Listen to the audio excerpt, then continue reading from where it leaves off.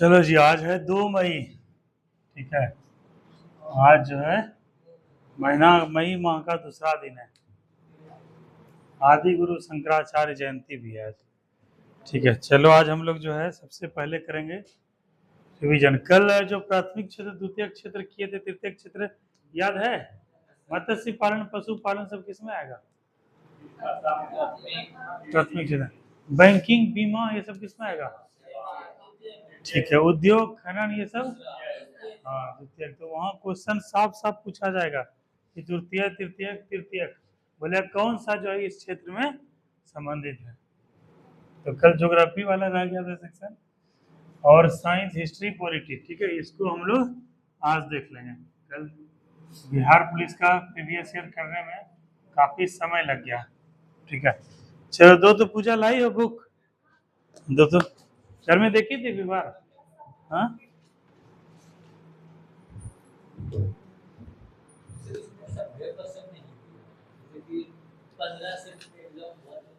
ये देखो इसमें क्या लिखा हुआ है, स्मृति पर आधारित। क्या लिखा हुआ है?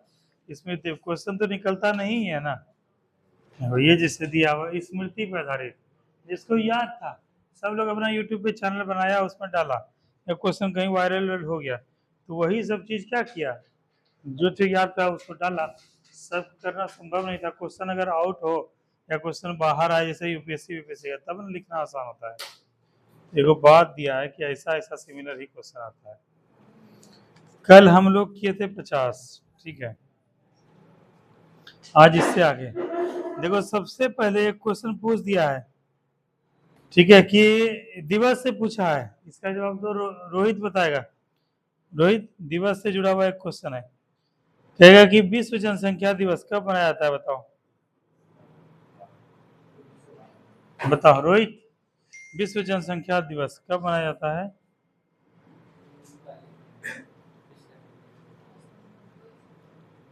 तुम बताओ दीपक। हाँ, कब मनाया था बताओ? हाँ, विश्व जनसंख्या दिवस। जनसंख्या बढ़ाने के लिए क्या होना चाहिए? एक पुरुष एक महिला कम से कम होना चाहिए। तो एक और एक क्या हो गया? 11। एक, जुलाई। ठीक है, और ये क्या हुआ जुलाई में, याद रखना 11 जुलाई विश्व जनसंख्या दिवस। हाँ ठीक है। अगला क्वेश्चन, अगला क्वेश्चन आएगा कि भारत में प्रथम महिला सैनिक स्कूल कहाँ खोला गया? मथुरा में। कहाँ खोला गया? करंट अफेयर का क्वेश्चन नहीं आना चाहिए। 2011 की जनगणना के अनुसार बिहार में सर्वाधिक जनसंख्या वाला जिला कौन सा है? सर्वाधिक जनसंख्या किसका है बताओ? मुजफ्फरपुर, गया, पटना, दरभंगा।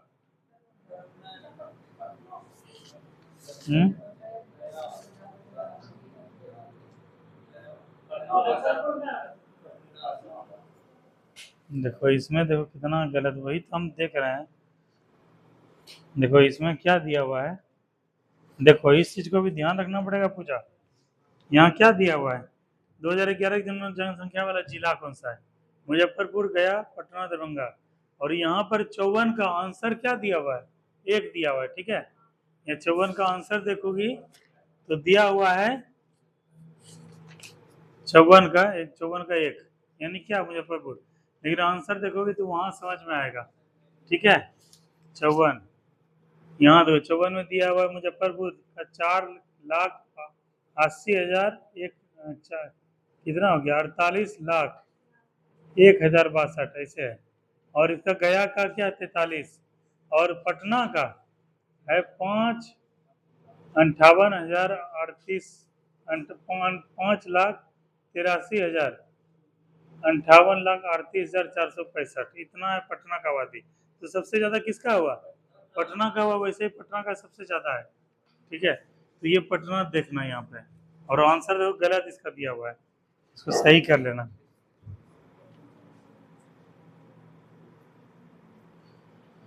कह रहा है आदित्य, शांति स्वरूप भटनागर पुरस्कार नाम सुने हो जी आदित्य?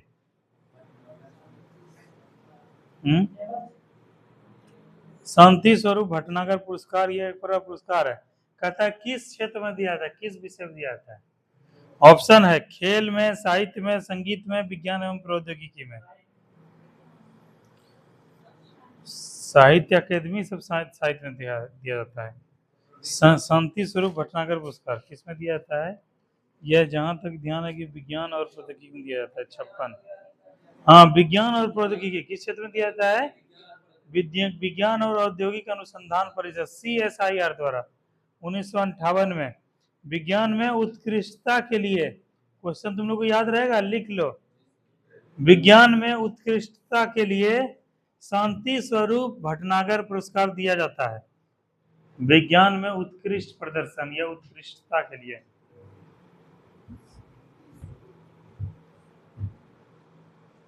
विज्ञान में उत्कृष्टता या उत्कृष्ट प्रदर्शन के लिए शांति स्वरूप भटनागर पुरस्कार दिया जाता है। ठीक है, अगला पॉइंट लेना, यह CSIR के द्वारा दिया जाता है। शांति स्वरूप भटनागर पुरस्कार, शांति स्वरूप भटनागर पुरस्कार CSIR लिखना, वैज्ञानिक और औद्योगिक अनुसंधान परिषद CSIR, वैज्ञानिक और औद्योगिक अनुसंधान परिषद CSIR के द्वारा 1958 से दिया जाता है।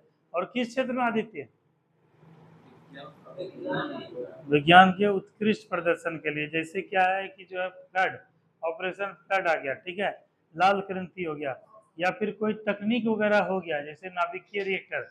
अभी क्या है, परमाणु ऊर्जा उत्पन्न करने के लिए हम लोग किसको करते हैं? हम लोग नाभिकीय ऊर्जा को यूज करने के लिए किसको प्रयोग करते हैं?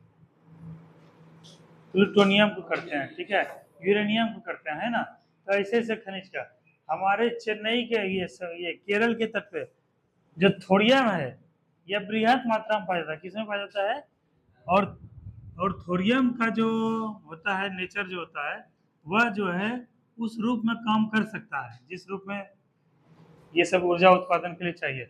लेकिन वह जो है अभी मोनाजाइट का अयस्क है, इस रूप में खोज हो नहीं पाया कि उसको जो है नाभिकीय ऊर्जा या ऊर्जा के लिए किया जा सके। तो इस रूप में अगर प्रयोग किया जा सके तो उसको क्या मिलेगा? शांति स्वरूप भटनागर पुरस्कार मिल सकता है। आगे चल के हो सकता है कि अगर विश्व स्तर पर डालेगा प्रभाव तो नोबेल पुरस्कार भी मिल सकता है। ये सब इसके अंतर्गत मिलता है CSI द्वारा। बुद्ध चरित्र के रचयिता कौन थे? बताओ,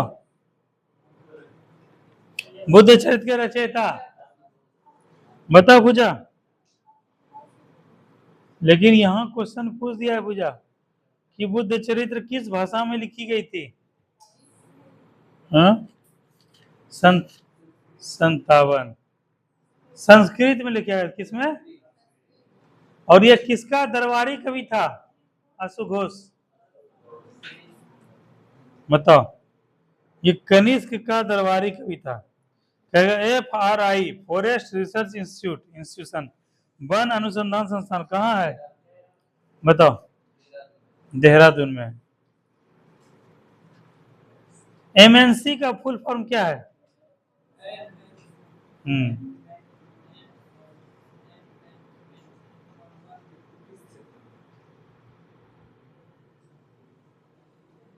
बताओ, MNC जैसे तुम लोग अगर बीटेक किए हुए रहते या BBA किए हुए रहते, MBA किए हुए रहते, BCA किए हुए रहते, MCA किए रहते, तो तुम लोग का कहाँ नौकरी लगता?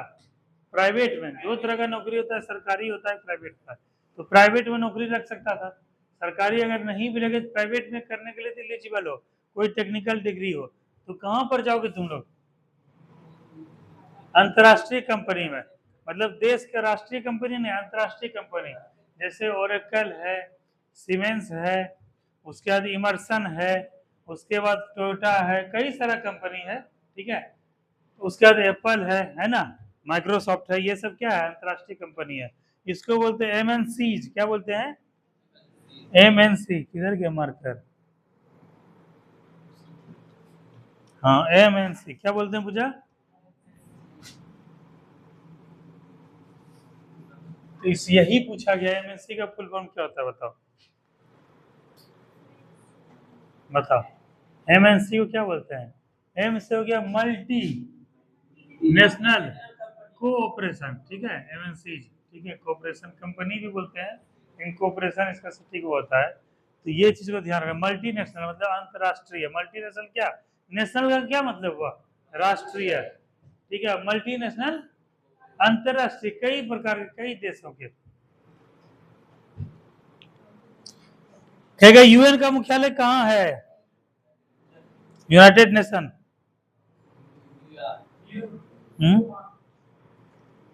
बताओ।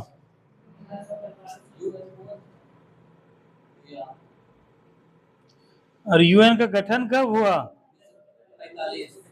1945 में। और मुख्यालय कहाँ है इसका, न्यूयॉर्क में है। और विश्व बैंक का मुख्यालय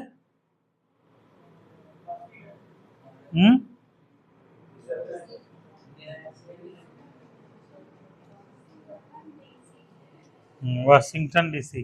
देख ली खोल के बैठी हो। देखो इसमें देखो क्वेश्चन आंसर गलत दिया था, यही से इसीलिए अब इस बुक को क्या करना है, इस पब्लिकेशन को नहीं खरीदना है, ठीक है, इस पब्लिकेशन को क्या करना है, नहीं खरीदना है। क्योंकि देखो अभी तुम्हारे सामने में, अब देखो, अब पूजा यही याद करके चली गई, यही पढ़ के चली गई। अब ये क्वेश्चन अगर आ गया तो क्या करके आ जाओगी, गलत करके। क्यों, क्योंकि वहां डिस्क्रिप्शन, तुम तो अभी न्यू कमर हो, न्यू स्टूडेंट हो, तुमको उतना पता है नहीं। अब यहाँ पर दिया हुआ है संयुक्त राष्ट्र का मुख्यालय कहाँ स्थित है, ऑप्शन दिया Washington DC, Geneva, New York, London. तो 61 का देखो आंसर क्या दिया हुआ है, 61 का एक दिया हुआ है।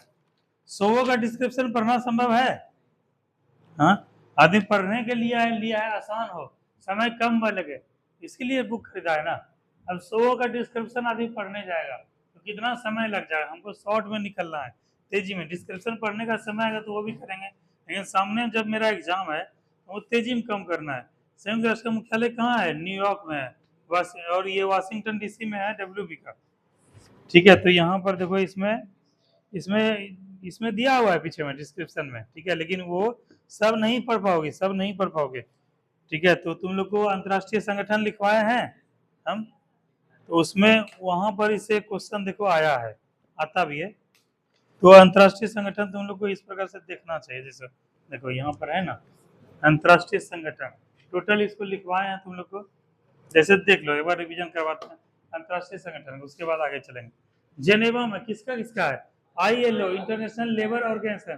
कल क्या मनाए थे हम लोग, अंतर्राष्ट्रीय मजदूर दिवस मनाए थे ना। तो यही वैश्विक संस्था है जिसका मुख्यालय कहाँ है, जेनेवा में। और वहां से पूरा विश्व भर के मजदूरों को जो है सम्मान देने के लिए कल का दिन जो है पूरा विश्व में मनाया गया मजदूर दिवस के रूप में।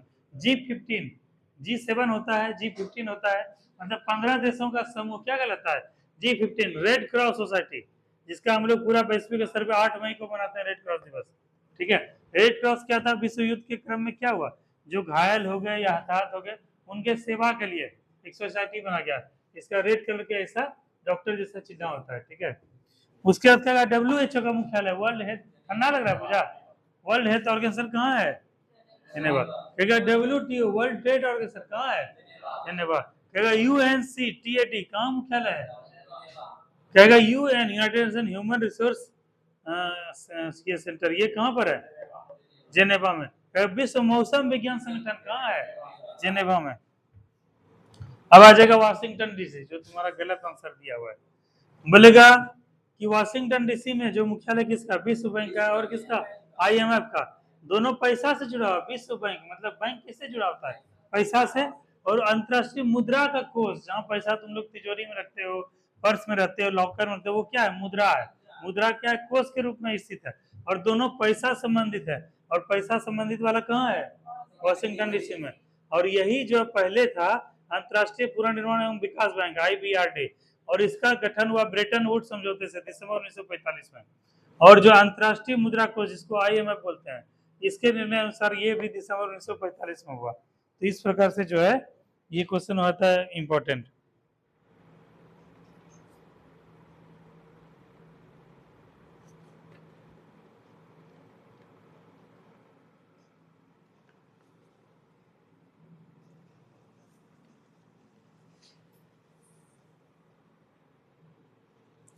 ठीक है, अगला बताओ।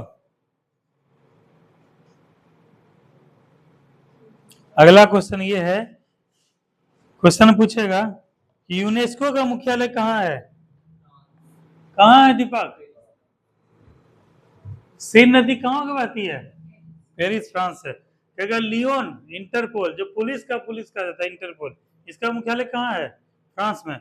और देखो न्यूयॉर्क है ना, यूएसए, यूएसए न्यूयॉर्क। कहेगा यूनिसेफ, देखिए वो डॉक्टर का ऐसे चिन्ह रहता है ऐसे करके, सांप जैसा बना हुआ एम्बुलेंस टाइप का यूनिसेफ रहता है। जैसे तुम लोग को पल्स पोलियो रहेगा, या फिर दस्त वाला दवाई रहेगा, या WHO का ORS रहेगा, ठीक है, तो वो सब जो है उसमें देखना चिन्ह वगैरह सब रहेगा बना हुआ। यूनिसेफ हो गया, UNO हो गया, UNDP, United Nation Development Programme, हम लोग परसों 4 दिन पहले पढ़े थे ना। हाँ, UNDP क्या जारी करता है? मानव विकास सूचकांक, ह्यूमन डेवलपमेंट इंडेक्स, तो यही वो संस्था है। इसका मुख्यालय कहाँ है? न्यूयॉर्क में। और UNO जो है 24 अक्टूबर 1945 को गठन हुआ था। क्या यूरोपियन यूनियन, EU का संबंध कहाँ से है? EU कहाँ पर है? EU यूरोपियन यूनियन ब्रुसेल्स है, बेल्जियम, ठीक है। तो आज हम लोग ये वाला टॉपिक पढ़ लिए है, तो इसको जो है इसमें हम लोग कर देते हैं। क्या नाम है इस टॉपिक का? महत्वपूर्ण संगठन, मतलब इसको बोलते हैं IR, या जो है अदर्स, या फिर मिसलेनियस, ठीक है। इसमें हम लोग आज पढ़ लिया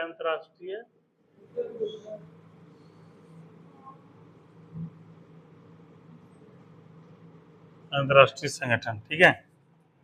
नाटो का मुख्यालय कहाँ है? नाटो का मुख्यालय ब्रुसेल्स, बेल्जियम। कहेगा सार्क का नाम सुने हो कभी रोहित? सार्क मछली, हाँ, एक सार्क मछली भी है, और एक क्या है? एक अंतरराष्ट्रीय संगठन है। तो सार्क क्या है पूजा, बताओ? SAARC, SAARC,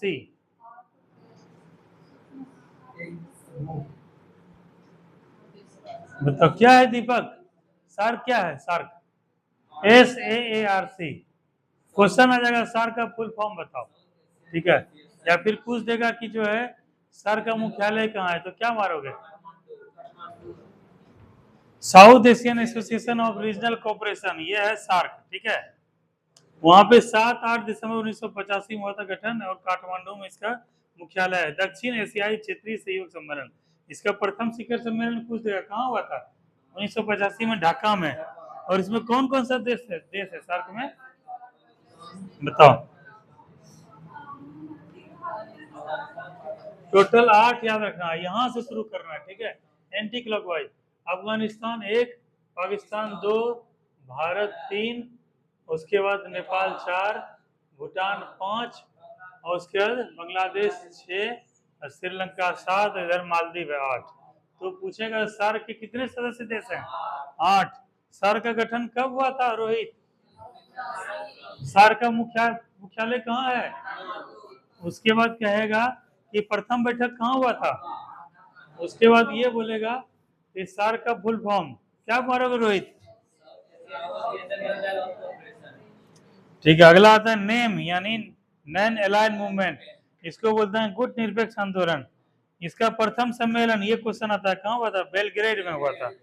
Nehru, Nasir, martial Tito थे इसमें थे। कहेगा ओपेक, ये क्या है? तेल से जुड़ा हुआ एक संगठन था, इसका मुख्यालय था ऑस्ट्रिया में, ऑस्ट्रिया की राजधानी है वियना।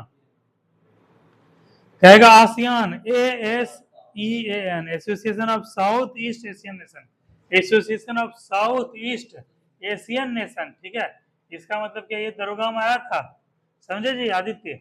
यही क्वेश्चन था आदित्य, इसका फुल फॉर्म दरोगा में आसियान का। तो association of south east Asian nation, इसमें कितने देश हैं आसियान में? 10 देश हैं।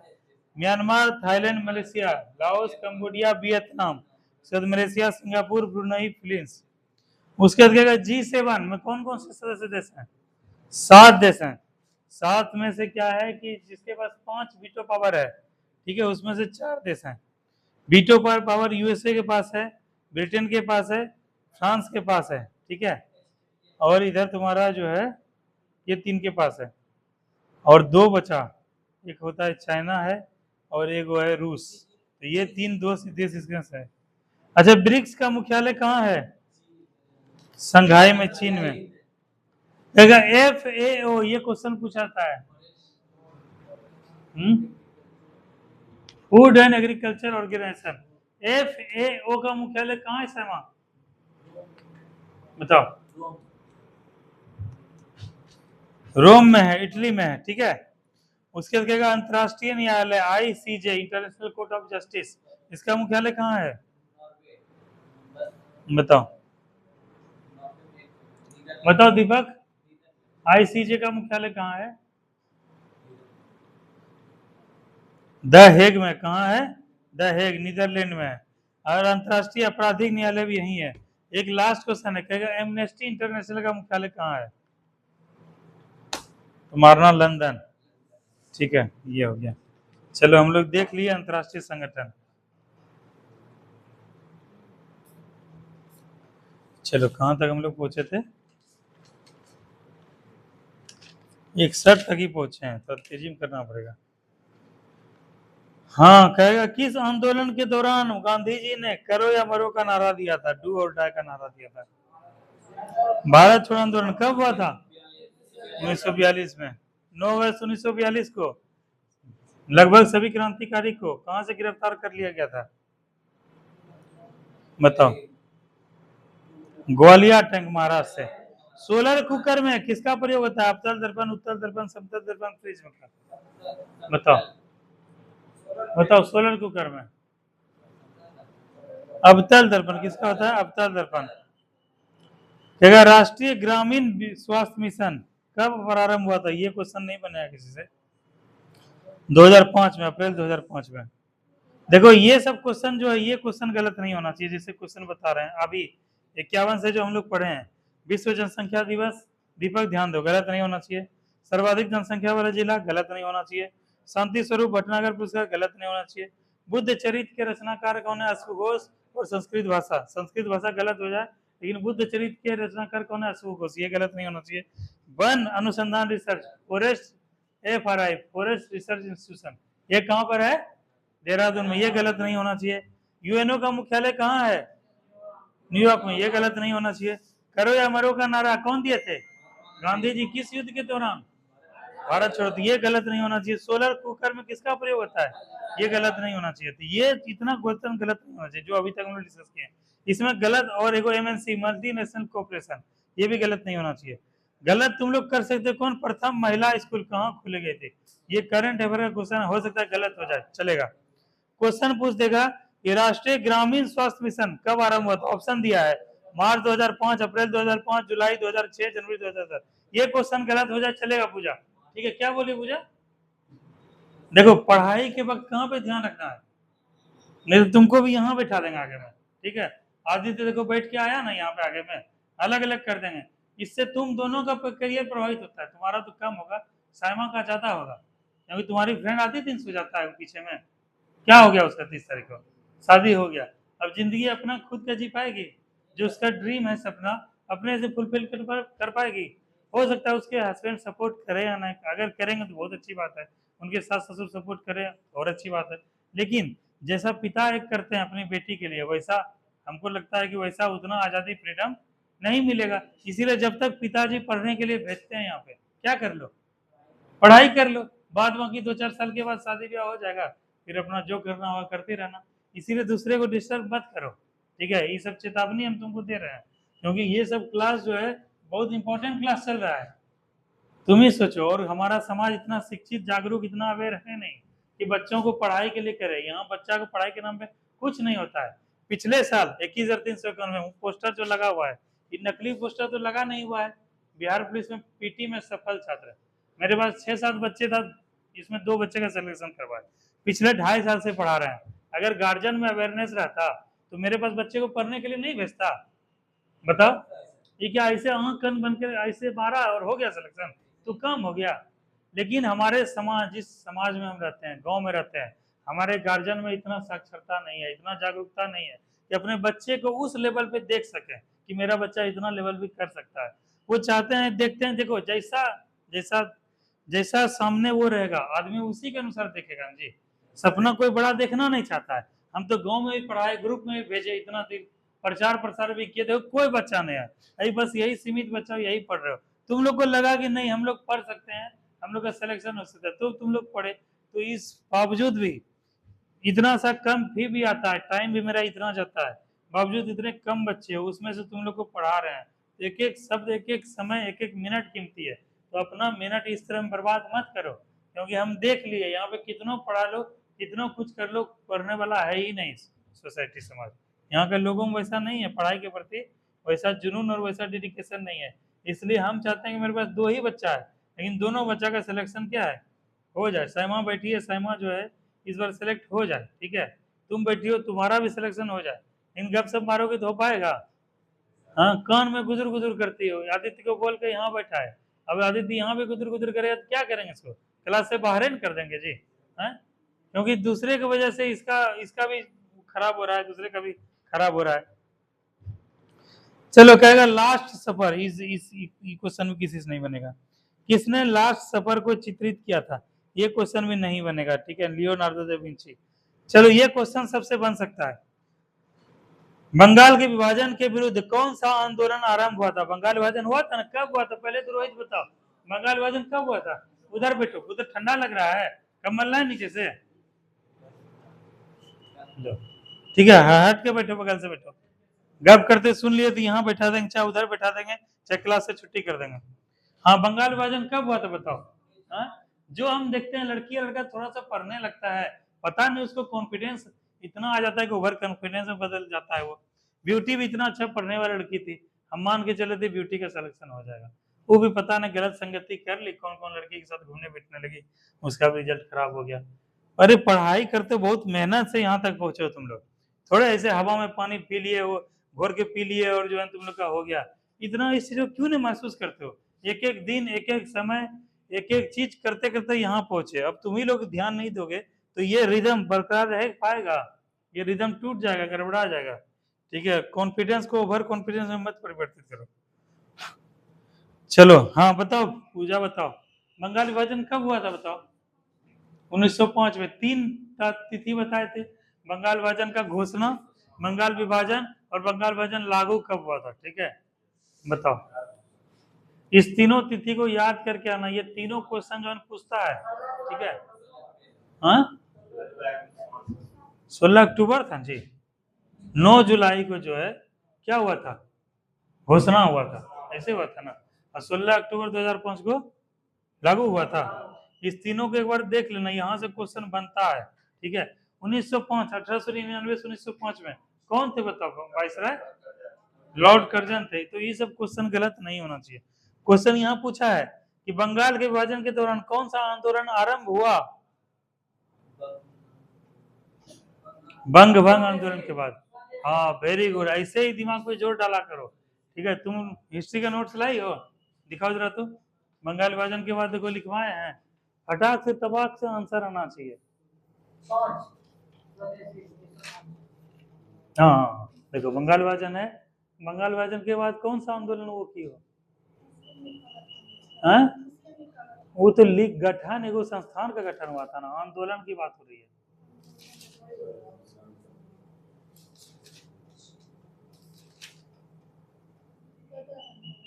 गदर तो 1913 में चला गया ना, 1905 की बात हो रहा है, बात देखें,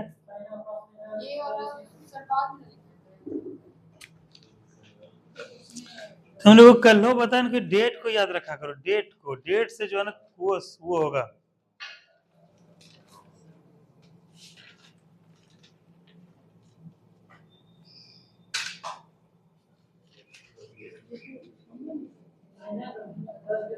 देखो यहाँ तीनों डेट दिया हुआ है, देखो 19 जुलाई 1905 को बंगाल विभाजन में क्या हुआ, घोषणा, 7 अगस्त 1905 को क्या हुआ, बहिष्कार का प्रस्ताव पारित, और 16 अक्टूबर 1905 को क्या हो गया था, बंगाल का विभाजन हो गया था, और यही प्रभावी हुआ था, तो शोक दिवस के रूप में मनाया था।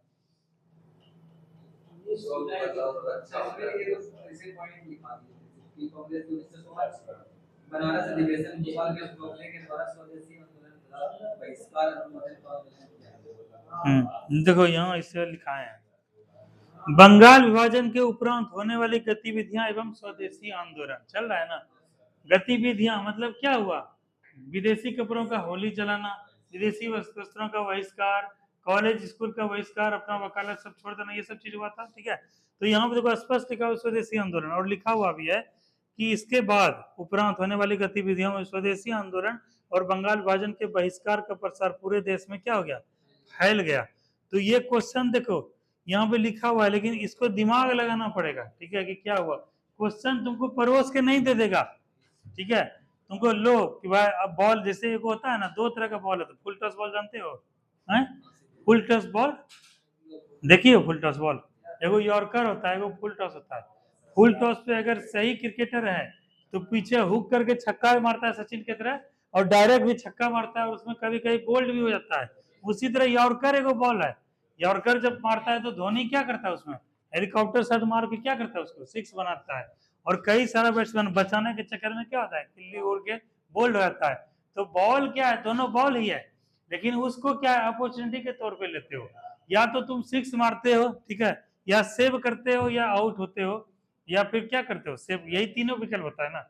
या तो हम जो है उसको बॉल को रोक देंगे, तो या तो सिक्स मारेंगे, या तो फिर क्या है कि उस पर बोल्ड हो सकते हैं, यही तीन ही ऑप्शन होता है। तो बॉल एक और बॉल समझ लो तुम्हारा एक क्वेश्चन है, एक क्वेश्चन तुम्हारे पास अपॉर्चुनिटी के तौर पे आया। अब यह है कि उसको नहीं बनाए, ठीक है, या फिर सही बनाए, या फिर गलत कर दें, तीन ही ऑप्शन है तुम्हारे पास। चौथा क्या है कि छोड़ दो, तो हटा दो, तो यही तीन ऑप्शन है। अब उसको क्या कहते हैं, सही ही करना है, यानी बाउंसर आए तो उसको क्या, हमको सिक्स ही मारना है। तो ये माइंड सेट रखो। तो ये सब क्वेश्चन क्या है, डायरेक्ट उतार के नहीं दे देगा, वहां थोड़ा अप्लाइड टाइप का क्वेश्चन रहेगा। और अभी ना तुम देख रही हो, ज्यो ज्यो अभी बढ़ते जाएगा, अभी बिहार पुलिस का एग्जाम होगा, बिहार होगा, क्वेश्चन और टफ होते जाएगा, देखना। ठीक है, क्योंकि क्वेश्चन इतने साल से एग्जाम हो रहा है, सब आदमी को याद हो गया है कि क्वेश्चन कैसा कैसा आता है, कहाँ से आता है, असहयोग आंदोलन से कैसा आता है। इसीलिए अब क्वेश्चन आएगा अप्लाइड क्वेश्चन। ठीक है, चार क्वेश्चन को मिला के एक क्वेश्चन बनाया जाएगा। तो अब वो लेवल, उस लेवल का तैयारी करना पड़ेगा पूरा, तभी हो पाएगा। ठीक है, तो यहाँ पर लिखे भी थे, इस समय चलाए गए बहिष्कार आंदोलन का मुख्य कार्य था विदेशी वस्त्रों का बहिष्कार, स्कूल कॉलेज की उपाधियों का त्याग, सरकारी नौकरी का बहिष्कार। तो ये सब था। लो, तो ये क्वेश्चन था, तेजी में करो। पंचायती राज मंत्रालय का गठन कब हुआ?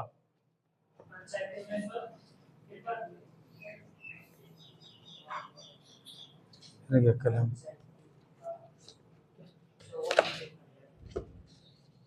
वहां रख दिया कलम।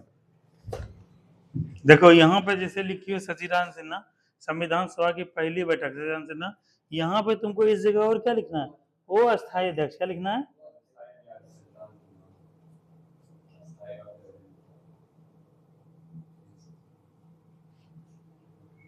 ठीक है, बुझा, ये लिख दिए।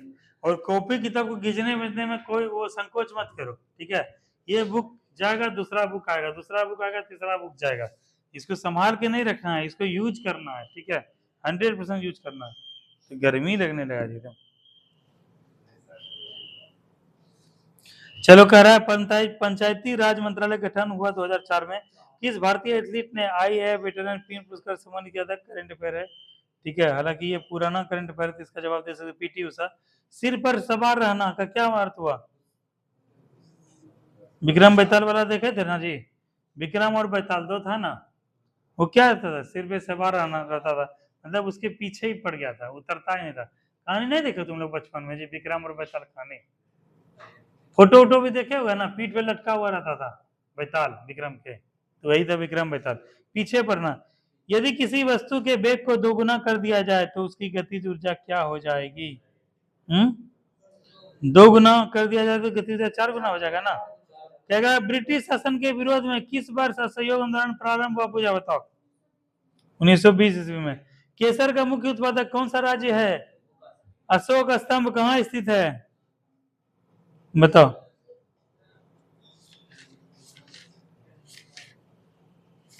बोलो,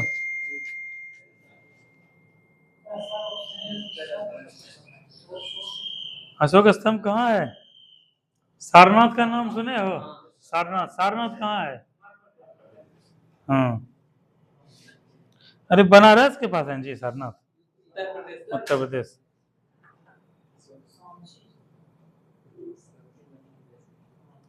तो इसका क्या जवाब? उत्तर प्रदेश। सांची का स्तूप है मध्य प्रदेश में।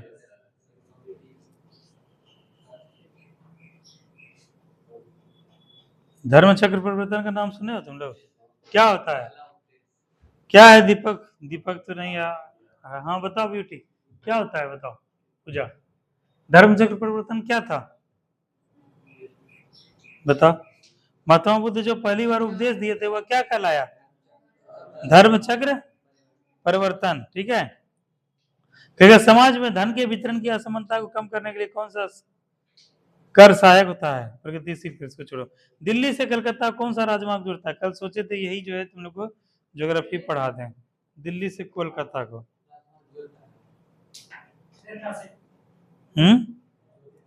वो न बोला, बोले दिल्ली से कलकत्ता कौन सा राजमार्ग, national highway Delhi to Kolkata.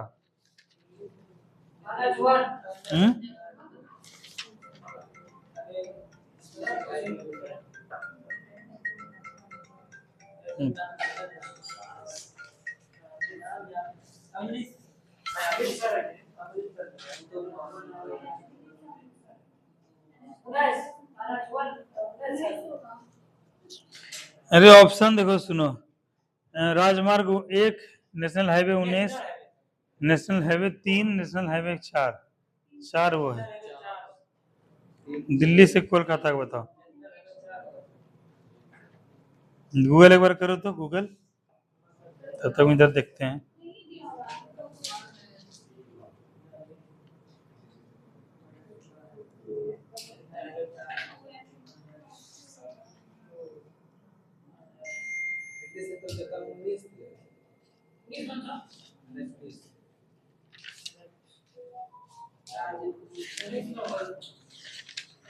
उन्नीस है।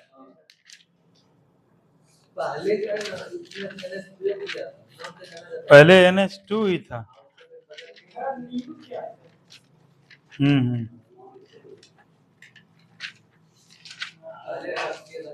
देखो यहाँ हम लिखे भी थे, भारत में परिवहन था ना, दिल्ली टू कोलकाता NH2 था। हाँ लेकिन अब क्या हो गया है 19, NH19। तो इसको जो है थोड़ा सा हम भी अपडेट कर लेते हैं, तुम लोग भी अपडेट कर लेना।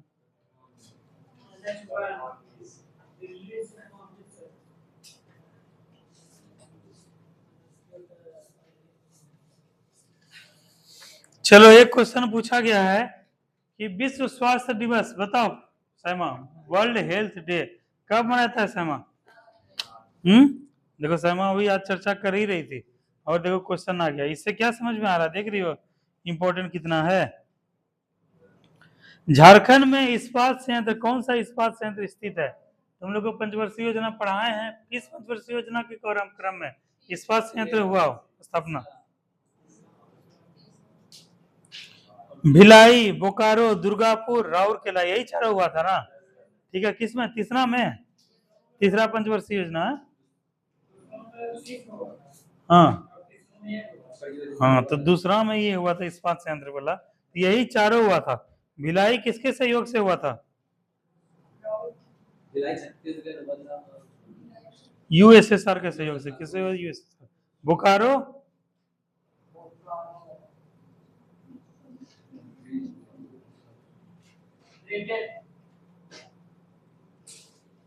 दुर्गापुर, राउरकेला हुआ था जर्मनी से। तो इसमें लिख दिए चारों। कहेगा झारखंड में स्थित कौन सा जो है वो है बताओ इस्पात संयंत्र है झारखंड में? बोकारो इस्पात संयंत्र है। कहेगा ऑयल गैस किसका मिश्रण है? संतृप्त और असंतृप्त हाइड्रोकार्बन। जलियांवाला बाग हत्याकांड कब हुआ था? 13 अप्रैल 1919। किस संवैधानिक संशोधन के द्वारा वर्ष 2026 में लोकसभा के सीटों के पुनर्निर्माण के लिए प्रतिबंध लगा दिया गया बताओ?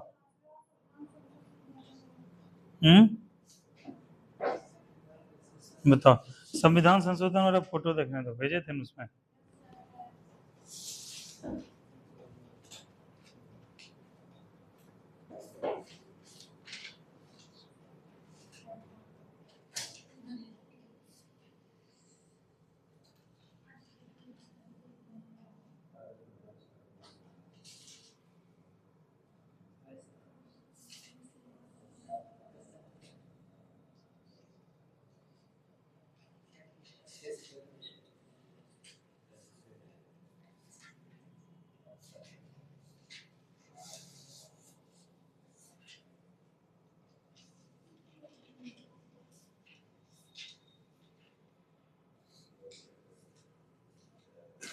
हाँ, तो इसमें देखो क्या है, 84वां संविधान संशोधन क्या दिया हुआ है, लोकसभा तथा विधान की सीट क्या है 2026 तक जो है नहीं बदली जाएगी।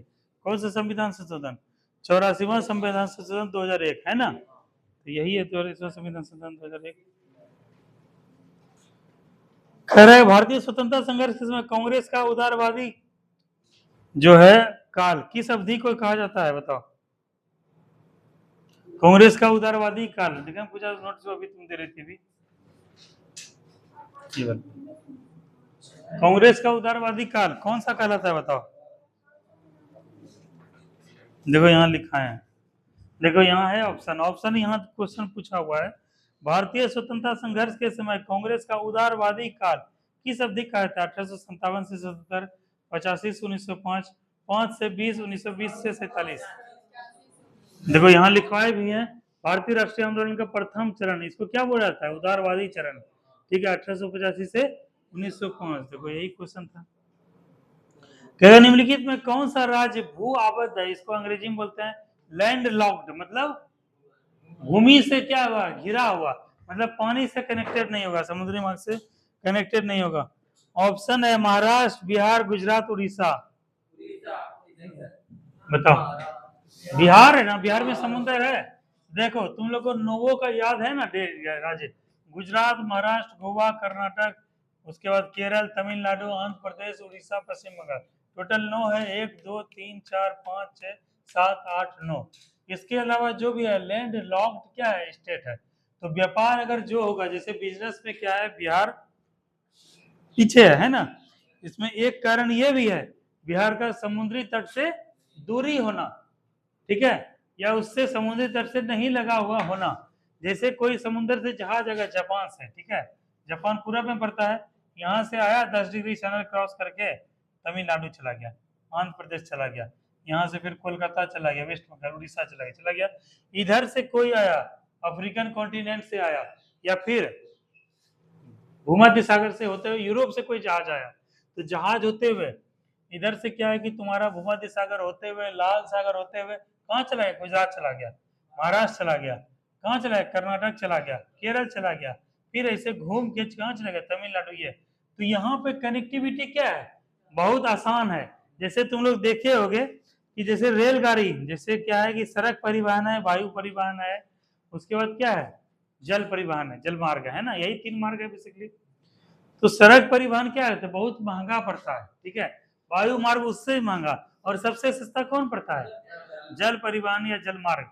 उसके थ्रू बड़ा बड़ा कंटेनर, बहुत बड़ा बड़ा कंटेनर, मतलब जितना मालगाड़ी चलता है जितना कंटेनर चलता है 100 150, इसका 4 गुना 5 गुना कंटेनर चल के जो है एक जहाज लेके जा सकता है, आ सकता है, बताओ इतना बड़ा। तो सोचो कितना कम खपत होगा। उसके बाद क्या है कि पानी में उत्प्लावन बल भी कार्य करता है ना, तो वहां पे ऊर्जा क्या होता है, ये सबके बनस्पत क्या होता है, खपत कम होता है, ठीक है, शिप वगैरह पे, जहाज वगैरह पे। तो जैसे यहाँ पे कंटेनर 200 कंटेनर आ गया यहाँ पे, तो यहाँ से क्या है कि यहाँ सब जाना बहुत आसान है ना, जाना आसान है। तो ज्यो ज्यो दूरी बढ़ते जाएगा वैसे वैसे क्या है, उसका कॉस्ट बढ़ते जाएगा, उसका कॉस्ट क्या है, बढ़ते जाएगा।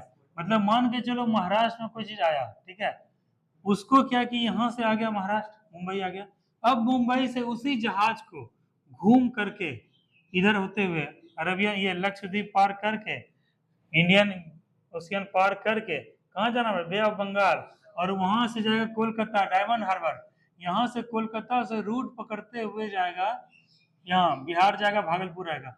सोचो इस जहाज को यहाँ जाने में कितना प्रोडक्शन कॉस्ट बढ़ गया जी।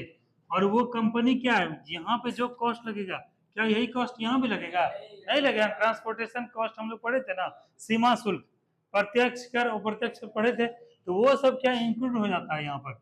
इस वजह से क्या है, कॉस्ट इस सब राज्यों में सस्ता है।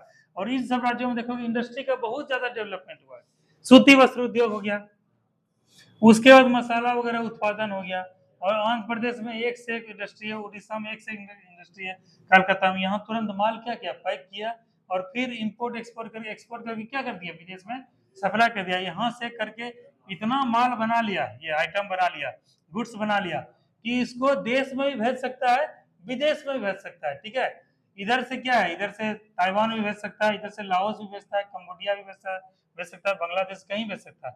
अब यहाँ अगर माल ज्यादा हो गया तो अपने राज्य के दूसरे सीमा में बेच सकता है। इसीलिए इंडस्ट्रियलिस्ट क्या चाहेगा कि मेरा उद्योग इंडस्ट्री वहां पे लगे जहां से हमको घाटा नहीं हो। हर एक बिजनेसमैन, हर एक उद्योगिक घराना या हर एक उद्योग बिजनेस लगाने का मतलब क्या है, मुनाफा कमाना, ज्यादा से ज्यादा लाभ कमाना। अब जैसे कि यहाँ पर क्या है कि यहाँ पे क्या है, प्रोडक्शन कॉस्ट भी बढ़ जाता है, हर साल बाढ़ भी आ जाता है, हर साल सुखाड़ का स्थिति हो जाता है, उसके बाद रोड वगैरह भी सही नहीं है, उसके बाद बिजली भी प्रॉपर नहीं मिला, तो इंडस्ट्री यहाँ आना चाहेगा जी। तो बिहार के पिछड़ेपन का, औद्योगिक पिछड़ेपन का क्या कारण है, ये भी एक प्रमुख कारण है। जब तुम लोग बीपीएससी यूपीएससी का मेंस लिखोगे या फिर इंटरव्यू दोगी साइमा, ठीक है, बोला कि आप बताइए बिहार में इंडस्ट्री औद्योगिक पिछड़ापन का प्रमुख कारण क्या है, बोलोगे इंडस्ट्री क्यों आना नहीं चाहता है, तो क्या बोलोगे कि सर औद्योगिक पिछड़ापन के कई सारे कारण है, कई सारे कारण है, जिसमें से प्रमुख कारण 3-4 जुड़ा दोगे, ठीक है। बाढ़ सुखाड़ का प्रति साल दर साल क्या है, उत्तरी बिहार क्या है, बाढ़ से ग्रसित रहता है, आधारभूत संरचना का अभाव है, लैंड लॉक्ड स्टेट है, किसी भी राज्य से क्या है, समुद्र से जुड़ा हुआ नहीं है। उसके बाद क्या है कि यहाँ पे लोगों का कौशल विकास नहीं हुआ है, लोग यहाँ ज्यादातर क्या है, मजदूरी और किसानी पर डिपेंडेंट है, किसी पास कौशल नहीं है, टेक्निकल नॉलेज नहीं है, उतना उसकी स्किल नहीं है, तो दूसरे राज्य से यहाँ पर लाएंगे, उसको क्या है, यहाँ पर क्या है, उस बनस्पत क्या है, उसको ज्यादा कॉस्ट लग जाएगा। तमिलनाडु चला जाएगा, बेंगलोर, वहां पे लड़का सब कौशल है, युवा सब क्या है, स्किल्ड है, वो सब अगर जाएगा तो यहाँ अगर 50,000 रुपया देंगे तो वहाँ 35,000 में ही उसको क्या है, कम हो जाएगा, ठीक है। और ऊपर से वहाँ बहुत क्राउड है, बहुत जनसंख्या है, उस लेवल पे तैयार हुआ, तो ये सब रीजन हो गया। तो बताएंगे, पूछेंगे कि चलिए समस्या तो साइमा जी आपने बता दिया, अब इसका समाधान बताइए। असली इंपॉर्टेंट क्या होता है, एक पब्लिक एडमिनिस्ट्रेशन जो होता है या फिर जो पब्लिक सिविल सर्वेंट होता है, उसके पास एक विजन होता है, क्या होता है, विजन, वो किसी चीज को दूर तक देख सकता है, उसके दिमाग में एक क्लैरिटी होता है, और उस चीज को किसी भी समस्या से समाधान की ओर हो जाता है। हम तुमको समस्या में नहीं छोड़ देंगे, हम तुमको तुम्हारे लिए क्या निकालेंगे, समाधान। ये समाधान ही हुआ ना, जैसे हम पढ़ाने ही आ रहे हैं यहाँ पे, समाधान निकाले किसी तरह, अपना टाइम छोड़ के आगे पीछे मैनेज करके आ गए। तो ये क्या है, सिविल सर्वेंट का एक काम है कि समाधान की ओर जाना। तो बताओगे तुम, औद्योगिक जैसे नीति कल बताए थे ना, बिहार में औद्योगिक डेवलपमेंट जो है पॉलिसी आया है, औद्योगिक विकास नीति लाया गया है। वर्तमान सरकार और पूर्ववर्ती सरकार भी क्या है, लगातार कोशिश कर रही है कि किस तरह सकारात्मक माहौल बने। नदियों से जो जुड़ा हुआ जाल है, इसको समुद्र से जोड़ने का काम कर रही है सरकार, लगातार आधारभूत संरचना का, रोड का विकास कर रही है, बिजली का विकास कर रही है, चाहे रोड का एक दूसरे से कनेक्टिविटी जोड़ रही है, उसके बाद इंडस्ट्रियल पार्क लगा रही है। उसके बाद क्या है कि बच्चों में शुरुआती दौर से स्किल डेवलपमेंट प्रोग्राम चल रहा है ताकि बच्चे शुरू से कौशल बने। तो ये सब कर करके बिहार सरकार क्या है, हमेशा जो है प्रोग्रेसिव जो है सोच रख के बिहार को औद्योगिक दृष्टिकोण से भी कराने की सोच रख रही है, तभी हमारा बिहार भी विकसित हो पाएगा और देश का अर्थव्यवस्था क्या है, सुदृढ़ रूप से चलेगा। और भारत क्या है, औद्योगिक पिछड़ेपन से दूर होके हम क्या है, विकासशील से विकसित की ओर बढ़ेंगे। ऐसा जवाब दे दोगे तो एकदम पूरा संतुष्ट हो जाएगा। क्रॉस क्रॉस करेगा, वो क्या करेगा, कोई भी चीज का क्रॉस तुम डाल तो वो पात पात तुम्हारे दिमाग को चेक करता है वो कि इसका गहराई कितना है, कितना दूर तक सोच पाता है, ठीक है। क्योंकि पीटी में क्या है, फैक्चुअल क्वेश्चन से चेक हो गया नॉलेज, मेंस में क्या है, कितना थॉट है, क्या समझ पाती हो। अब वहां पर सामने फेस टू फेस चेक करता है कि तुम्हारे पास वो काबिलियत है, तुमको ऐसे अधिकार दे दिया जाए तुम कर ही नहीं पाओ, इसीलिए चेक किया जाता है। उसमें साइकोलॉजिकल एक्सपर्ट होता है, उसमें तुम्हारे बॉडी लैंग्वेज को चेक करने वाला होता है, उसमें कोई नॉलेज का एक्सपर्ट होता है, उसमें कई सारे लोग तुम्हारी शैली से, बातचीत के तरीके से वो पकड़ लेता है कि तुम्हारे अंदर क्या नहीं है। तो ये सब चीज को भी अभी से ध्यान रखना चाहिए तुम लोग को। देखो अभी आ गया वैज्ञानिक अनुसंधान परिषद, CSIR, ठीक है। अभी हम लोग तुरंत चर्चा किए थे कि शांति स्वरूप भटनागर पुरस्कार कौन देता है, यही देता है ना, CSIR देता है। इसका मुख्यालय कहाँ है, नई दिल्ली में, ठीक है। कौन सा भू आबद्ध राज्य है, बिहार है।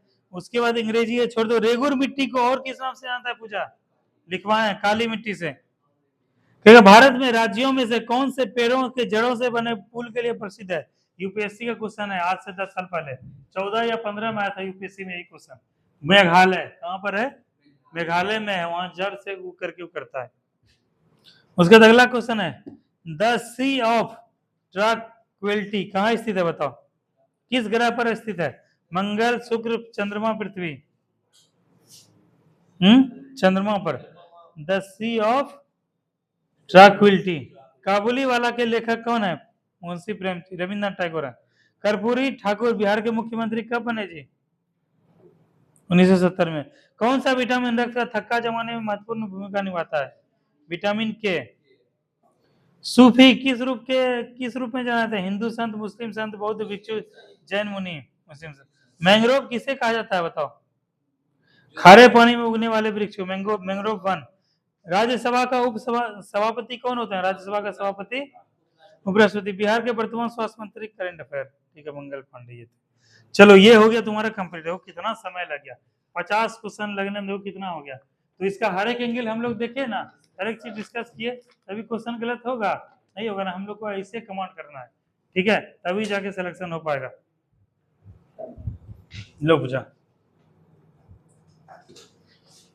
चलो अब हम लोग जो है ज्योग्राफी का, कल इकोनॉमी पढ़ लिए थे, अभी ज्योग्राफी, साइंस और हिस्ट्री, इसका तीनों का एक एक टॉपिक करते हैं।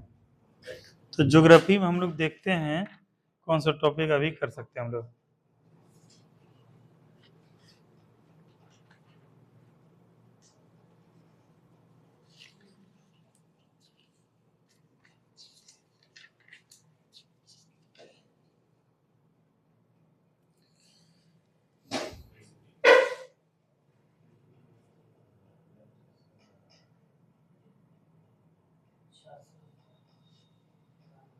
बोकारो स्टील प्लांट किसके सहयोग से लगा है?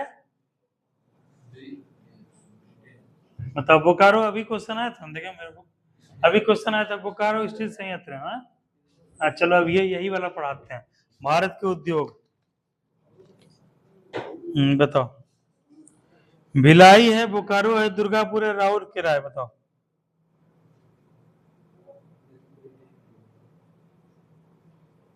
यूएसएसआर, ठीक है। और भिलाई, राउरकेला, दुर्गापुर, भिलाई, राउरकेला, दुर्गापुर, ये जो है ये दूसरी पंचवर्षीय योजना के दौरान हुआ था। कब हुआ था? ऑप्शन देगा, निम्नलिखित में से कौन सा जो है इस्पात संयंत्र का स्थापना द्वितीय पंचवर्षीय योजना में नहीं हुआ था? तब क्या मार्क किया होगा? बोकारो स्टील इस्पात संयंत्र। दूसरी,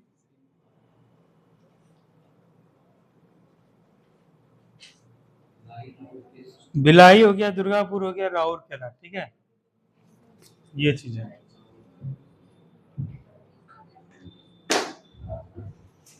चलो भारत के उद्योग हम लोग देखते हैं, ठीक है। क्वेश्चन आ जाएगा उधर से कि लौह इस्पात उद्योग से संबंधित, कहेगा देश का पहला लौह इस्पात कारखाना कब बना था? 1874 में। किस नदी पर? इस क्वेश्चन को लिख लो, वैसे हालांकि हम भेज देंगे व्हाट्सएप पे, खींच लेते हैं फोटो।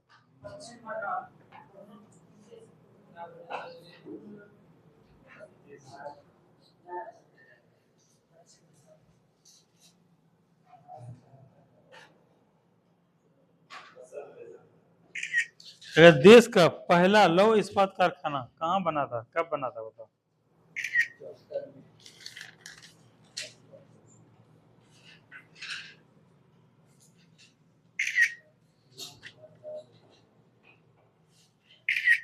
चलो इसको तेजी में करते हैं, बहुत ज्यादा वो है।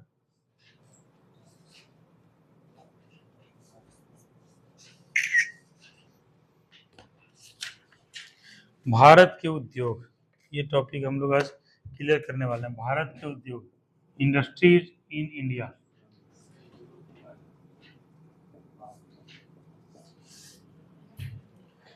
हाँ, देश का पहला लौह इस्पात कारखाना कब? 1874 में। किस नदी पर? बराकर नदी। कहाँ पर? कुल्टी, वेस्ट बंगाल में, और जिस बंगाल आयरन वर्क के नाम से स्थापित हुआ था। तो तुम लोग को इसमें याद रखना है क्या, 1874 ईस्वी में किस नदी के तट पर? बराकर नदी। और कहाँ पर? कुल्टी, पश्चिम बंगाल। अब कहेगा स्वतंत्रता के पूर्व भी, जैसे हम लोग अभी देखे, जैसे क्या है कि भिलाई, राउरकेला, दुर्गापुर, बोकारो, ये सब क्या हुआ? स्वतंत्रता के बाद हुआ, आजादी के बाद। लेकिन आजादी से पहले भी जो लौह इस्पात कारखाना थे उसमें था क्या, भारतीय लौह इस्पात कंपनी कब हुई थी गठित? 1918 में, दामोदर नदी घाटी, हीरापुर में, ठीक है, ये चीज ध्यान रखना। और Mysore iron and steel works 1923 में, स्टील कॉर्पोरेशन ऑफ बंगाल 1937 में। ये मैचिंग के लिए पूछता है। अब आते हैं स्वतंत्रता के पश्चात स्थापित लौह इस्पात कारण, अभी तो तुम लोग बता ही दिए। दूसरी पंचवर्षीय योजना कब से कब हुआ आदित्य? 56 से 61। इसमें भिलाई इस्पात संयंत्र कहाँ पे बना? छत्तीसगढ़ में। किसके सहयोग से? रूस, यूएसएसआर। राउरकेला कहाँ पर बना? उड़ीसा में। किसके सहयोग से? जर्मनी। दुर्गापुर इस्पात संयंत्र, हाँ, वेस्ट बंगाल में ब्रिटेन के सहयोग से। और तृतीय पंचवर्षीय योजना 1961 से 66 में कौन सा बना? बोकारो स्टील प्लांट, कहाँ पर? झारखंड, पूर्व सोवियत संघ के सहयोग से। कहेगा ऑप्शन, ये तीनों तुम लोग जानते हो, कहेगा कि चौथी पंचवर्षीय योजना में कौन सा इस्पात संयंत्र लाया गया? ये सब बच्चा जानता है, दूसरा और तीसरा वाला सब जानता है। चौथा बोलेगा तब क्या मारोगे? कहेगा सलेम इस्पात संयंत्र कहाँ पे स्थित है? नाम से स्पष्ट सलेम। सलेम जगह कहाँ है? आदित्य तेरा बुक निकाल के दो तो, भारत के उद्योग, उसमें निकालो तो भारत के उद्योग, इंडेक्स में देखो तो भारत के उद्योग कहाँ है? सलेम तमिलनाडु में है जी।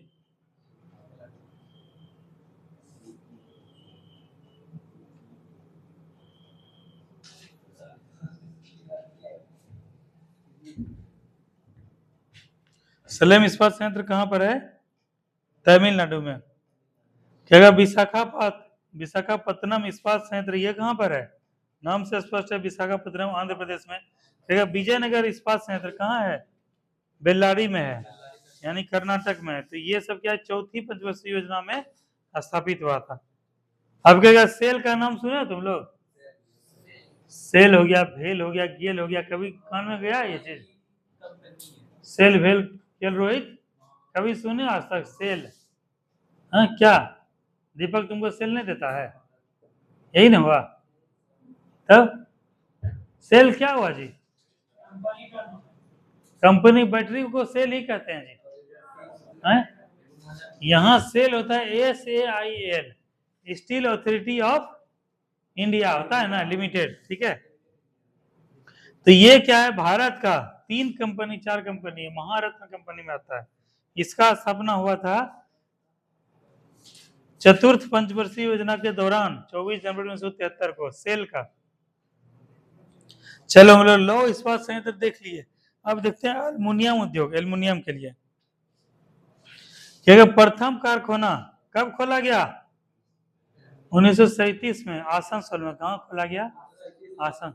तुमको नहीं मिल रहा है जो तुम उसको दिए खोजने के लिए? हैं? कैसे नहीं मिलेगा बताओ? अरे अपना भी माथा लगाओ। हैं? देखो खोजो अपने से, आदित्य काहे लगते हो जी? अपने से अपना काम करो, दूसरे पे डिपेंडेंट मत रहो, ठीक है? दूसरे के भरोसे मत बैठो। एक मूवी देखे हो तुम लोग, दशरथ मांझी वाला मूवी देखे हो, माउंटेन मैन? देखे हो जी? माउंटेन मैन, दशरथ मांझी का मूवी कौन देखा है? दीपक तुम देखे हो? एक पत्रकार रहता है, ठीक है, वो बीच बीच में आके मिलते रहता है दशरथ मांझी से, जब वो छेड़ रहा था। बोला अभी भी आप यही कर रहे हैं कि मतलब जो है, हाँ, पहाड़ काट रहा था। तो बाद में आया, मिला वो पत्रकार, तो बोला कि अभी भी आप पहाड़ ही काट रहे हैं दशरथ मांझी जी? तो कहता है क्या कि मतलब और सब भी आदमी आएगा, सब मिलके पहाड़ वगैरह काट देगा, ऐसा नहीं होगा? तो कहता है उसमें एक डायलॉग है, ठीक है, कि मतलब यह बोलता है कि वो तो है, जब तक तोड़ेंगे तब तक छोड़ेंगे नहीं, वो तो है ही। एक कहता है कि मतलब ये सब भगवान भरोसे छोड़ दिया है ऐसे करके। तो कहता है कि भगवान भरोसे नहीं छोड़ना चाहिए किसी को, क्या पता भगवान भी मेरे भरोसा छोड़ा हो, ठीक है। तो उसमें एक ये कथन है, तो वही चीज है, ठीक है। तो कई सारा चीज ऐसा है जो कि भगवान तुमको क्या है उसके लिए चुना है, कि तुम भगवान का काम क्या कर सको, पूरा कर सको, उनके विचार को क्या आगे बढ़ा सको। तो कभी कभी कोई चीज को नहीं समझ में आए ना, तुम्हारे आउट ऑफ कंट्रोल हो जाए, तो उसको क्या मान लेना चाहिए? ईश्वर की इच्छा मानना चाहिए, भगवान का यही इच्छा है, तब वो काम करने में कैसे मजा आएगा, ठीक है।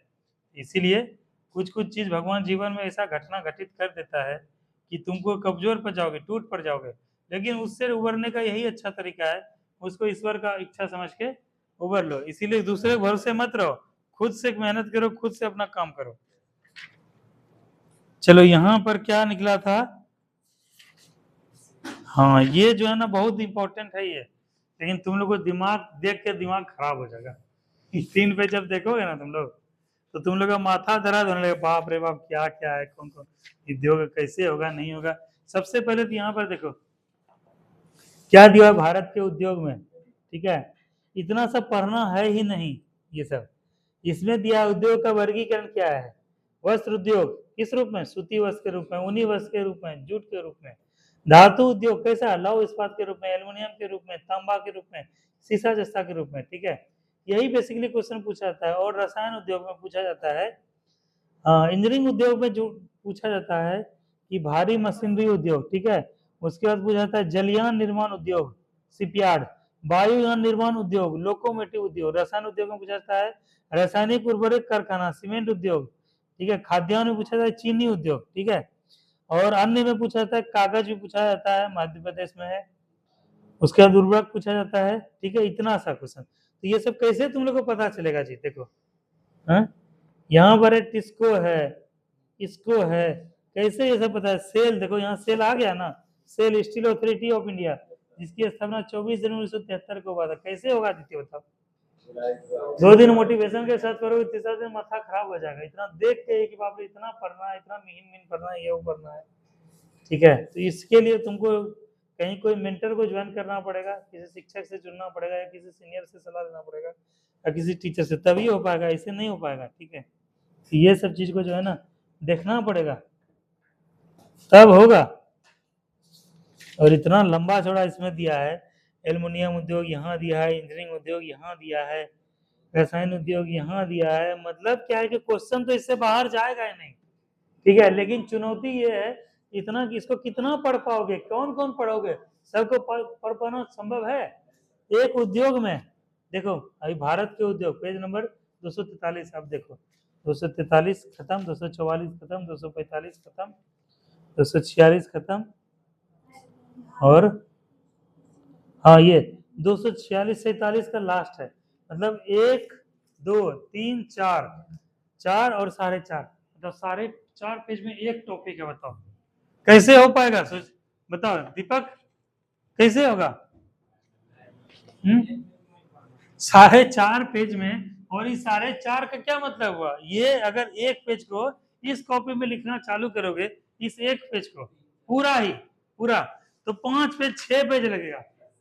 मतलब एक टॉपिक तुम्हारा 25 पेज में लग जाएगा। बताओ कैसे सिलेक्शन होगा सैमा, तुम ही बताओ। ये जो किताब तुम्हारे पास है, ये सबके पास किताब है।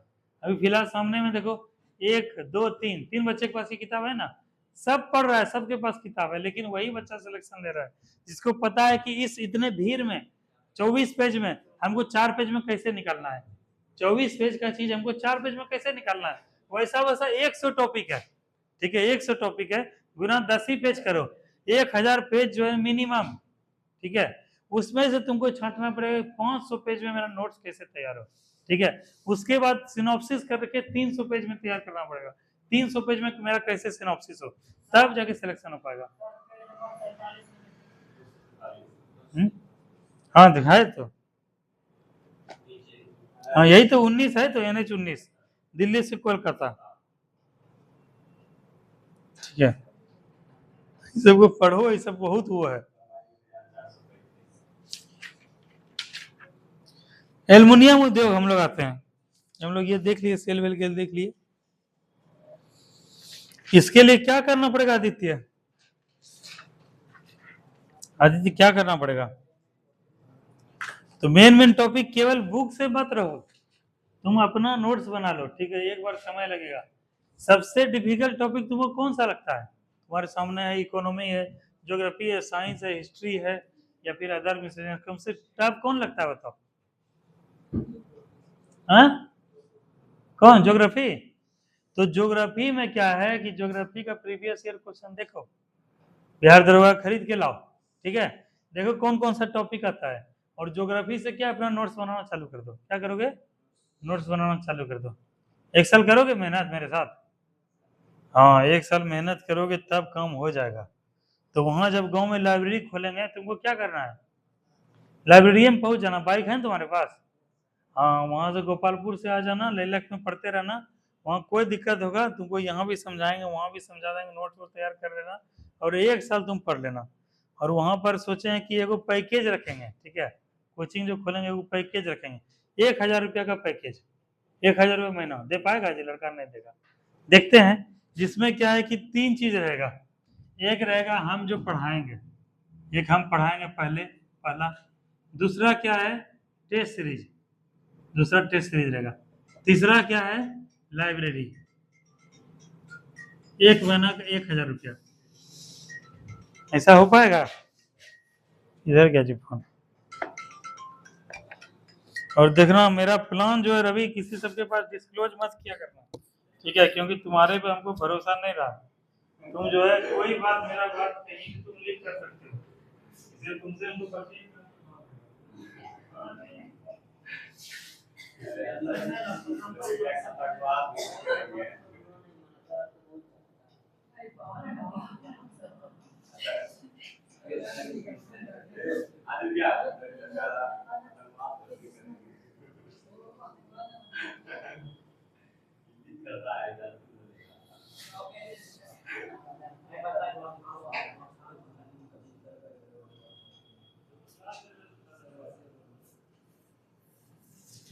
हाँ, तो ये चीज को करना पड़ेगा, उद्योग वगैरह तुम लोग को ढूंढना पड़ेगा कि मेरे लिए क्या इंपॉर्टेंट है, ठीक है? इसके लिए अपना नोट्स बनाओ आदित्य, ठीक है? अपना नोट्स बनाओगे तभी हो पाएगा, ये किताब से नहीं होगा।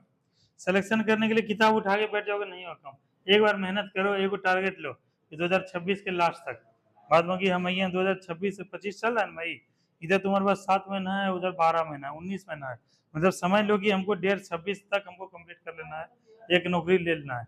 और उसके लिए ये नहीं कहो कि छोड़ देंगे बीच में, आधा पढ़ लेंगे, ये पढ़ लेंगे, उससे नहीं हो पाएगा। एक बार समय दो पूरा खुद को, नहीं तो फिर पीटी निकलेगा मेंस में छटा जाएगा, मेंस से निकलेगा फिर फाइनल मेरिट में छटा जाओगे, कहीं कहीं रह जाएगा। एक बार जब दुरुस्त करके आओगे तब कहीं नहीं छटाओगे। चलो एल्युमिनियम उद्योग देखते हैं। प्रथम कारखाना कहाँ लगा था एल्युमिनियम उद्योग का? आसनसोल में, पश्चिम बंगाल में, ठीक है? देखो यहाँ भी लिखा हुआ है, लेकिन यहाँ कितना लाइन खोल के दिया है। Aluminium corporation of India, Indalco, ठीक है? पहला कंपनी क्या नाम था? इंडाल्को। और ये कहाँ बना था? आसनसोल के निकट जे के नगर में। आसनसोल खाली बोलेगा, पश्चिम बंगाल, ठीक है? क्या किसके सहयोग से? कनाडा सहयोग से। क्वेश्चन इतना डीप घुसा दी, इतना क्वेश्चन आता ही नहीं है। तुम लोग इंफॉर्मेशन एक्स्ट्रा क्यों रखोगे दिमाग में, बताओ? पब्लिकेशन वाला तो पूरा हल्ला कर देगा कि भाई पूरा इस बुक से कोई बाहर नहीं गया है, सब इसी बुक के अंदर है। तुमको समुंदर दे देंगे तो सारा नदियां का जगह किसमें? समुद्र में ना समाना है। तो वही चीज तुमको समझ नहीं आएगा, कितना एक एक टॉपिक छूट जाएगा तुम्हारा। इतना ध्यान रखना। हिंडाल्को, ठीक है? तो ये चीज है। नाल्को, जैसे नाम है इंडाल्को, ठीक है? इंडाल्को। उसके बाद क्या है कि नाल्को नाम है, हिंडाल्को है, वेदांता है, ये सब कई सारा नाम है। ये सब पता नहीं कैसे कैसे तुम लोग का। खैर सूती वस्त्र उद्योग को देखो, बहुत जटिल टॉपिक है ये सब। सूती वस्त्र उद्योग में देखो, कहेगा कि भारत के सूती वस्त्रों की राजधानी किसको कहा जाता है? मुंबई को। कहेगा उत्तर भारत का मैनचेस्टर को क्या कहलाता है? कानपुर। दक्षिण भारत का मैनचेस्टर कोयम्बटूर। कहेगा भारत का बोस्टन क्या कहलाता है? अहमदाबाद। कहेगा भारतीय अर्थव्यवस्था में सबसे महत्वपूर्ण उद्योग कौन सा है? या फिर रोजगार प्रदान करने में सबसे ज्यादा लोग किसमें लगे हुए हैं? कृषि में। कृषि में सबसे ज्यादा अर्थव्यवस्था में योगदान है, और रोजगार प्रदान में सबसे ज्यादा यही है। और रोजगार प्रदान करने में सेकेंड नंबर में कौन सा उद्योग आया? सूती वस्त्र या फिर वस्त्र उद्योग।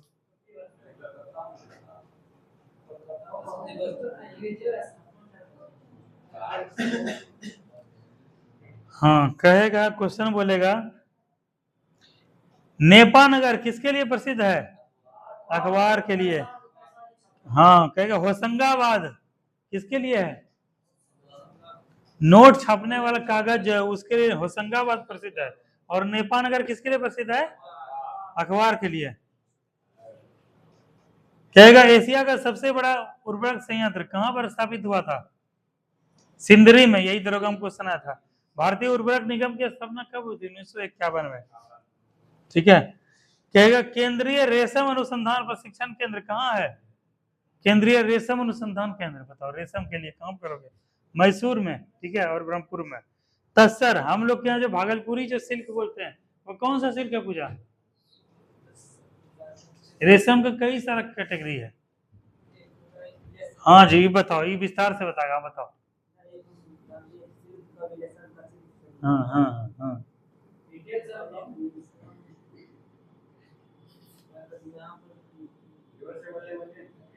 तुम्हारे पास दुकान भी है ना, हम लोग सब पहुंच जाएंगे कपड़ा लेने के लिए, ठीक है। हाँ, तुम्हारे पास कौन कौन कपड़ा रखते हो? हाँ? चाइना वाला माल रखते हो? हाँ?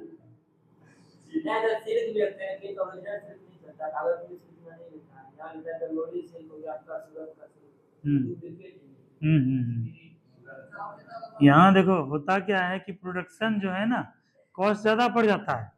बृहद पैमाने, उतने बड़े पैमाने पे यहाँ इंडस्ट्री डेवलप नहीं हुआ है, ठीक है। इस वजह से क्या होता है, कॉस्ट बढ़ जाएगा।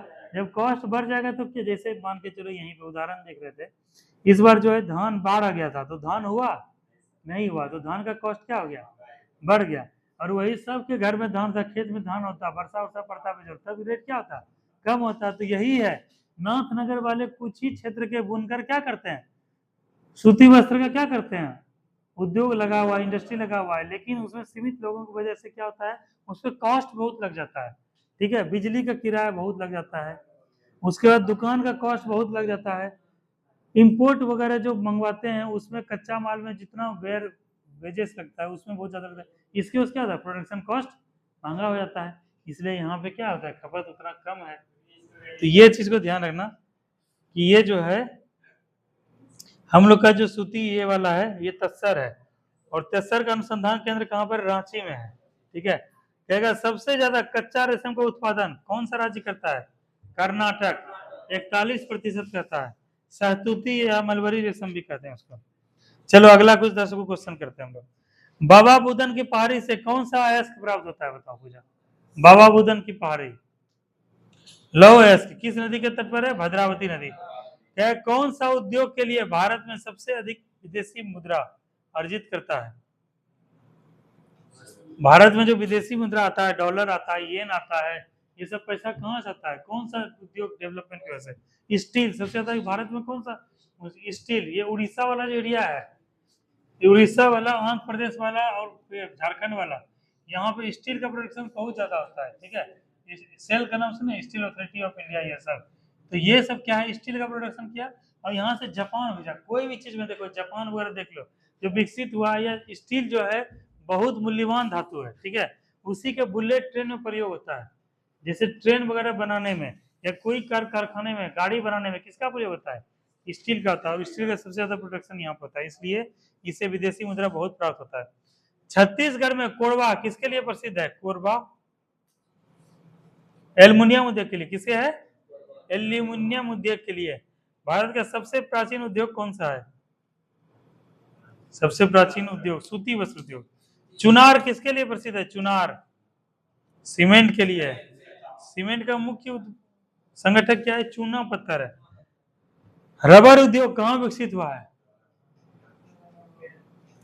केरल में। मतलब जैसे देखो रबर उद्योग, वैसे इसका डायमेंशन यही है कि जहाँ 200 सेंटीमीटर से ज्यादा वर्षा होता है, रेगुलर होता है, ठीक है, वहाँ रबर वगैरह क्या होता है।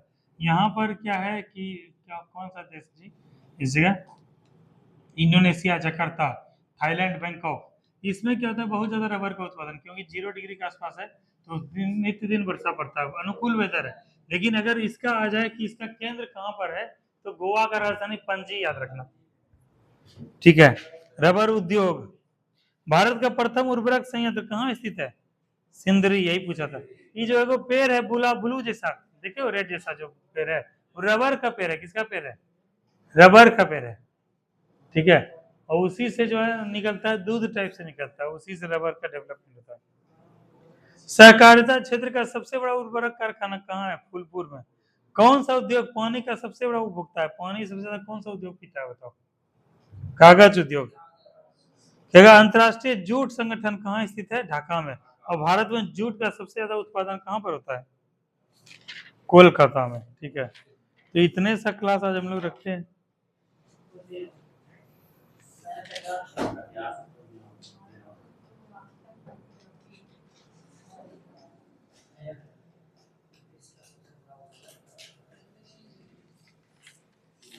ठीक है, चलो यहीं पे आज क्लास खत्म करते हैं। हमको जो है समय देना कुछ दिन, ठीक है, अभी हमको समय बिल्कुल नहीं मिल रहा है। तब हम क्या करेंगे, टिक टाक कर देंगे, किसी एक के बुक में टिक कर देंगे, वो उससे वो कर देना, ठीक है। एक दिन पूरा हम जो है ना डेली 1 घंटा देंगे ना, तो हो जाएगा बहुत सारी चीज जो है 20-25 दिन में, मतलब एक टॉपिक तैयार हो जाएगा 20 दिन में। उसके बाद क्या करना है, तुमको अपना नोट्स बना लेना है, स्पायरल का कॉपी ब्लैक का खरीदना है, उसमें क्या करना है, सब टॉपिक जो जो अंडरलाइन किए उसको क्या करना है, लिख के खुद का नोट्स बनाना। एक बार मेहनत लगेगा, और अभी अगर मेहनत कर लोगे तो आगे का सफर क्या हो जाएगा, आसान हो जाएगा। अभी जो है बिहार पुलिस के लिए एलिजिबल हो जाओगे, बिहार पुलिस बन गए, आगे चल के 2 साल 4 साल जॉब करने के बाद तुमको समझ में आया कि हम बिहार पुलिस के लिए नहीं बने थे, इतना मेहनत इतना तैयारी किए थे, कम से कम हम दरोगा डिजर्व करते थे, अधिक से अधिक हम IAS IPS तक या DSP SDM तक बन सकते थे। लेकिन उस समय क्या मिलेगा, समय नहीं मिलेगा, पढ़ने का छुट्टी नहीं मिलेगा। एक बार पढ़ने का, कई सारा मेरा दोस्त है, जब मिलते हैं ना हम लोग बात करते हैं, ठीक है। अभी क्या 75,000 रुपया सैलरी मिल रहा है उसको, ठीक है, भागलपुर में है। उसको बोले, वो अभी UPSC का अटेम्प्ट बचा हुआ है, SDM है भागलपुर में, बोले कि जो है अभी तो समय बचा हुआ है UPSC का तैयारी करने के लिए, तो बोला कि एक के बाद बोला, बहुत बड़ा का बात बोला, लेकिन कोर यही बात बोला कि एक बार जब जिसको पैसे का एक बार आदत लग जाता है ना, तो उसका लाइफ स्टाइल, जीवन शैली, तौर तरीका क्या होता है, उसी के अकॉर्डिंग होता है। अभी तुम्हारे जेब में 5,000 रुपया है ना, प्रति महीना तुम्हारा 5,000 रुपया सैलरी तुमको मिलता है, तो उसी के अकॉर्डिंग तुम्हारा लाइफ स्टाइल है। जिस दिन 50,000 रुपया सैलरी मिलने लगे, उस दिन क्या है, तुम्हारा लाइफ स्टाइल भी चेंज हो जाएगा।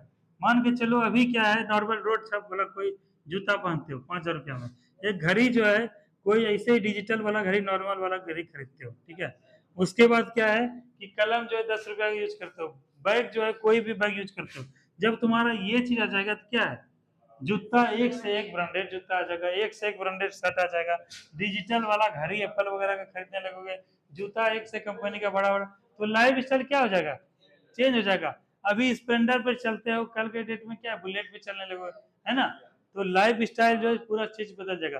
फिर बुलेट से चल के जब इसमें आओगे ना, तो बहुत कचोटेगा, ठीक है, वहां नहीं पहुंच पाओगे। तो एक बार अगर लाइफ स्टाइल बढ़ जाता है, पैसा अगर आदमी पकड़ लेता है, तो उसको जो है ना बहुत वो होता है, मुश्किल होता है। क्या हुआ शुरुआत तो 5,000 से ही किया था ना, 50,000, फिर 5,000 पहुंच गया, सोचो क्या स्थिति होगा उसका, बताओ, हाँ है ना। चलो ठीक है, आज का क्लास यहीं समाप्त करता हूँ, थैंक यू।